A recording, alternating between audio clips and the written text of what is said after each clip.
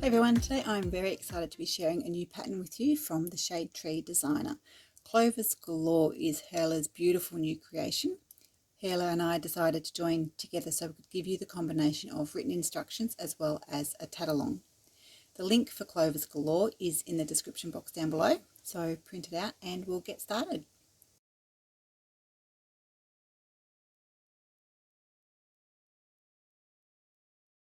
Okay, now as I have always said, what I'm going to show you in these videos is the way I personally like to tat. That doesn't mean it's the only way to do it. Every tatter has their own style. I'm simply sharing what works for me. Before we start anything, I would suggest taking the time to walk through the pattern. You don't have to do all the rows at once. You can walk through each row as you get to it. But walking through the pattern gives us the opportunity to see how everything fits together.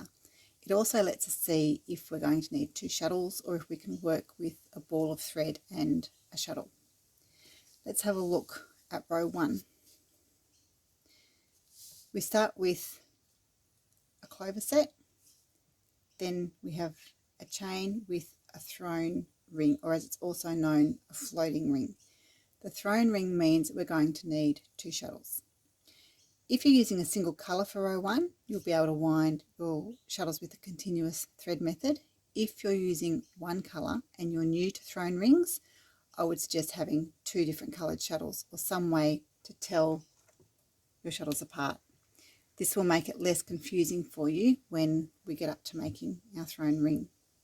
Now I like to print my pattern out in black and white and then play around with texture colours to see if what I have in my head is anywhere near close to what it's actually going to be like when I start tatting. I want to quickly touch on the topic of thrown rings and thread colours. If you are using 2 colours, all your rings will be one colour and all your chains will be the other colour. So for example, I'm using blue and cream thread. Yellow is the closest I have in texture colour, so we'll just run with that. Now my rings are going to be blue, my chains will be the cream, with the exception of the thrown rings. When you make a thrown ring, you're using the working thread to make the ring, and this means that your thrown ring will be the same colour as the chain. I also like to suss out what I'm going to do with my ends at the start and finish of a round. If you start your work using the continuous thread method, you won't have any tails to worry about until you finish your round. If you don't know what the continuous thread method is or how to do it, I'll include a link in the description box for the video on that technique. Now there's going to be a couple of techniques throughout the making of this doily, which I already have separate videos for. As most of you know, my channel is relatively new. There's still a lot to cover, but some techniques are done in individual videos. So rather than me boring you with a whole spiel of here's a slower video on bloody blah blah, or just pop a link up on the screen. You can check it out and come back to Clovers Galore when you're done. So back to how we're going to start and end our first round. If you're using 2 colours instead of 1, you'll have tails to hide at the beginning and at the end. I'm going to use 2 colours, so I'll be tatting over tails to begin and using the magic thread trick at the end. You can sew your tails in if you prefer. It's up to you which way you do it. For the purpose of the video, I'm going to label our clover rings as A, B and C, just so it's easier for you to follow which ring I'm referring to. So starting with ring A, if you're using 2 different colours, take the thread from both your shuttles, cross them over and loop them back on themselves. Like that. Leave the tail for your chain fairly long at the moment. We're not working with this one just yet. We don't want it pulling out. We need to set our hand up for a ring of 10 picot 3. So where our 2 loops intercept, oops, don't pull it out, hold that in the pinch and wrap your hand for a ring.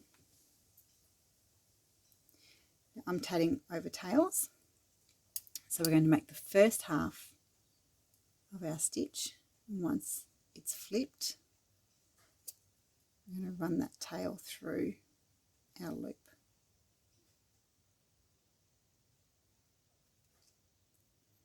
We want it to sit parallel with our core thread, and then snug that stitch up. Make the second half of your stitch, run your tail through the loop,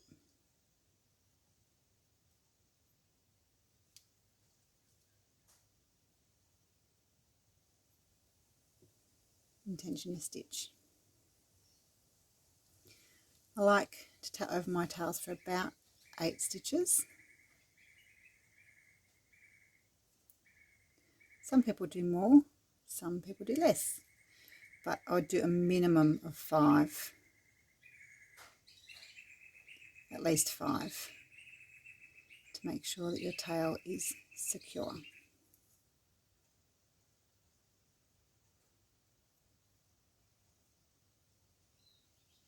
Okay, I've just finished my 7th stitch, including my tail. For my 8th stitch, I'm going to include the tail in the first half and fold the tail to the back,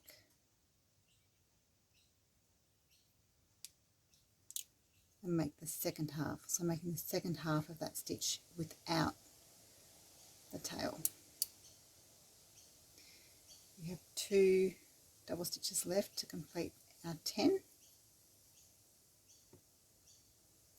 Now we're up to our joining picot. So all the picots in this doily are joining picots. If we have a look at the diagram, there are no decorative picots. So it's important to keep our picots the same size. If you don't have consistency with your size, then you're going to have trouble with your doily buckling and pulling. It's not going to sit nice and flat. Now normally I make my picots super small. I use the size 1 picot gauge, but I'm normally tatting in a size 30 or 40 thread. This is a size 15, so I'm using a size 3 gauge. If I used a size 1 gauge, you would hardly see it with this thread. So keeping my picots small makes my elements sit nice and closely together. It's the way I like to do it. You might prefer to have larger picots and have your elements sit apart a little bit. That's fine as long as you are consistent with what you do. So after our picot, we have another 3 double stitches, and I finish my rings with a half stitch. You don't have to do this, but I like to because it stops this last stitch from rolling in on itself. It gives me a nice ring when I pull it closed.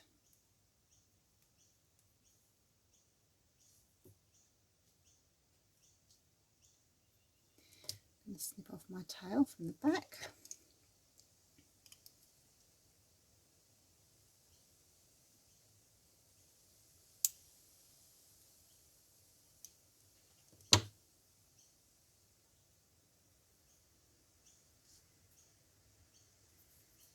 And that's ring A. So because we're making a clover, we don't reverse our work. Instead, turn your ring slightly to the left and set up for ring B. Make your first half. Now it's important to make the first stitch of ring B come in and sit right at the base of ring A. We don't want any gaps in here.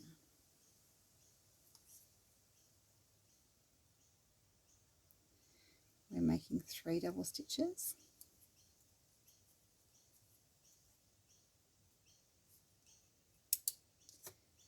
And we're joining back to ring A.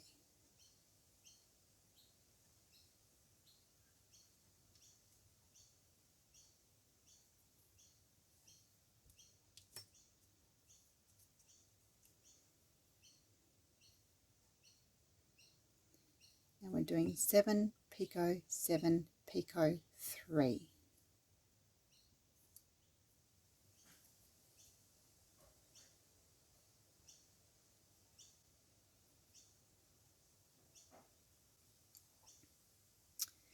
Once again, we are going to turn our work slightly to the left. So don't reverse your work, just turn it to the left and start ring C. So again, bring that first stitch in right up close to the base of the previous ring. We're doing 3.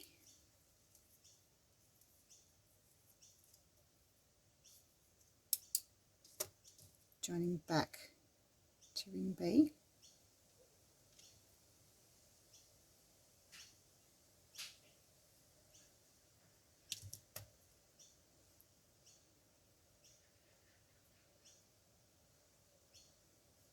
And we have 10. Close your ring.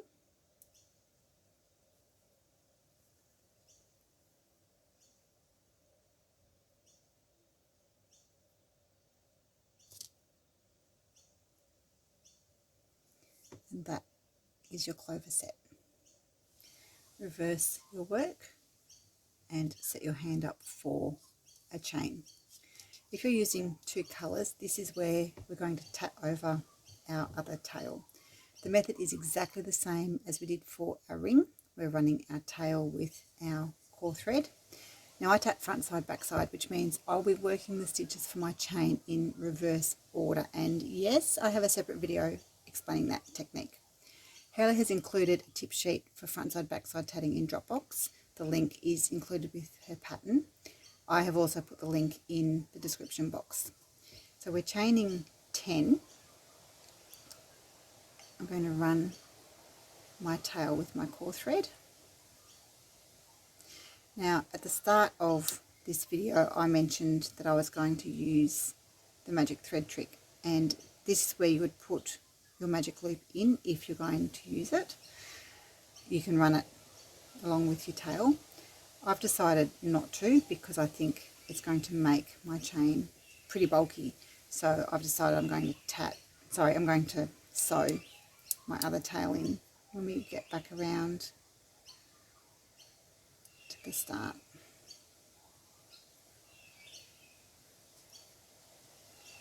So again, I've got 7 stitches.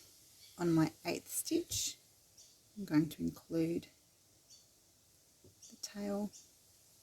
On my 9th, I'm not including the tail, but this time, because I'm on the back side of my work, the tail is going to come forwards.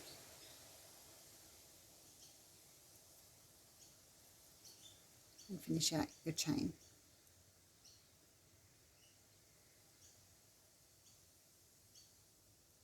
One more.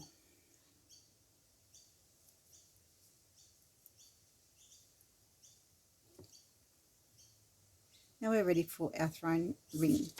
So what you've been using is shuttle 1, drop to the side, take the chain off your hand.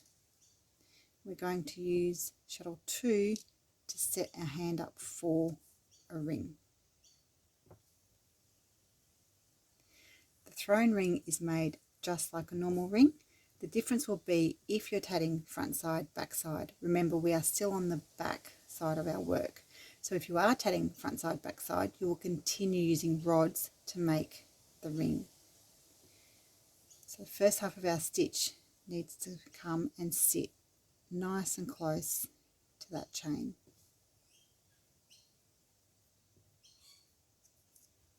And the second half. And we're making 8 picot 3 picot 8.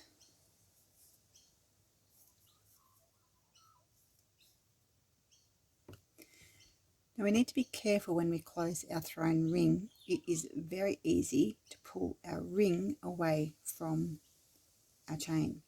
So you need to hold both the start of your ring and the end of your ring in the pinch.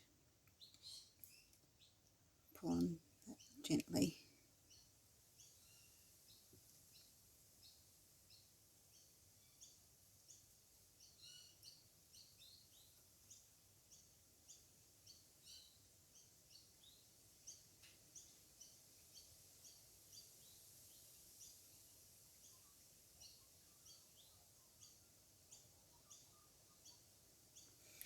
Now we can continue on with the other half of our chain. With the shuttle that we just made our ring, use that. Set your hand up for your chain. Now some people like to make a half stitch here and then continue their chain count. Harolah makes a note in her pattern that she likes to do this because it helps your thrown ring sit nicely. I'm going to work second half of a stitch, pull that in nice and closely. Now I'm going to start my chain count. So I'm going to do the second half and now the first half. That's my first stitch and we're doing 10. Snug your chain and reverse your work. Work your way around until you have 6 clovers and 6 thrown rings. The only thing that will change in your pattern is your thrown ring.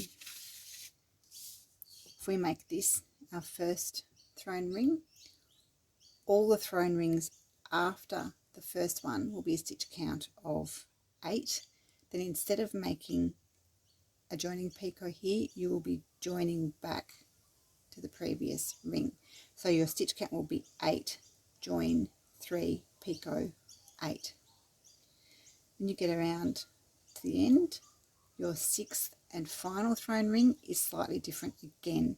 You'll be joining the last ring to the previous ring as well as joining back to the first ring using a folded join. If you're okay to do a folded join, I'll see you in round 2.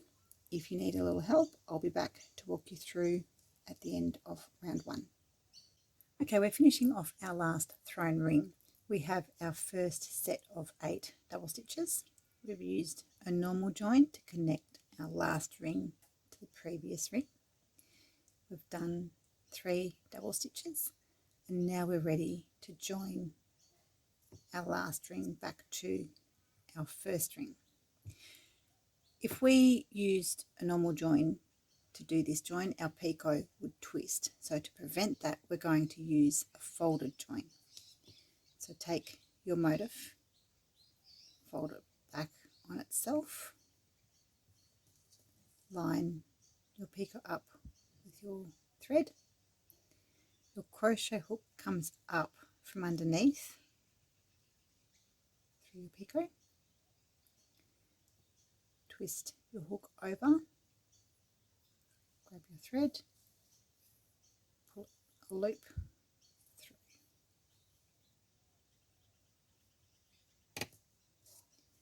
Pass your shuttle through the loop. Give everything a bit of a wriggle to bring it into place. And finish with your last 8 double stitches. Close your ring. When we open our motif up, you'll see our picots aren't twisted, they're nice and flat.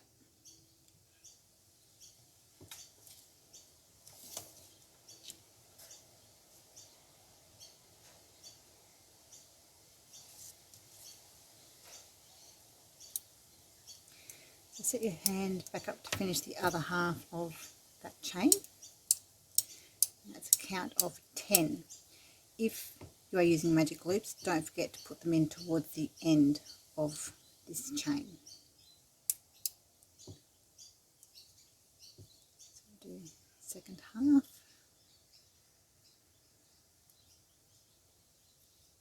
And then our stitch.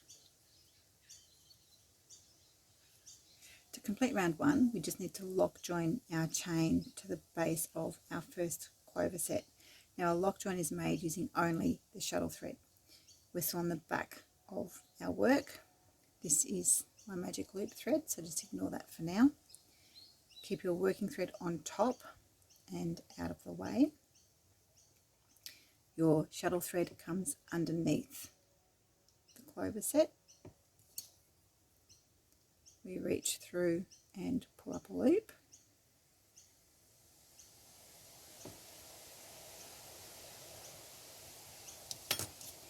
and pass your shuttle through that loop. Keep everything fairly loose at this stage so that we can play with our chain and get that sitting where we want it to be.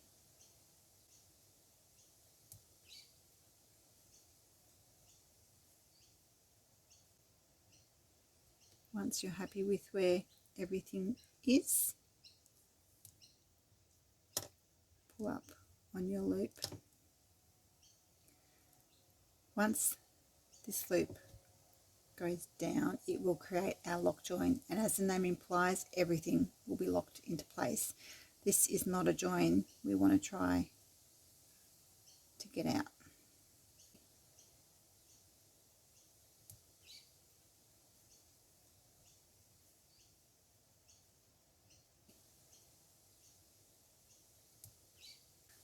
Once you've got rid of your tails, that is round 1 completed. Now, I'm someone who blocks their work after every round. While I don't have a separate video on blocking, I do cover it at the end of round 2 in the video I made for the Veronica Doily. I hope you've enjoyed this video. I'll see you back here for round 2 of Clovers Galore.